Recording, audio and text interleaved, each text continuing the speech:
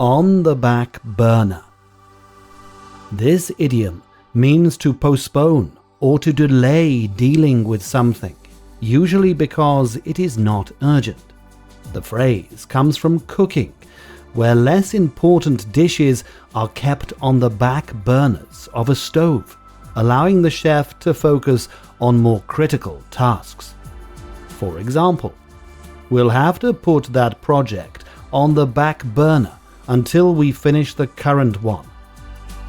Or, her plans for a vacation are on the back burner due to work commitments.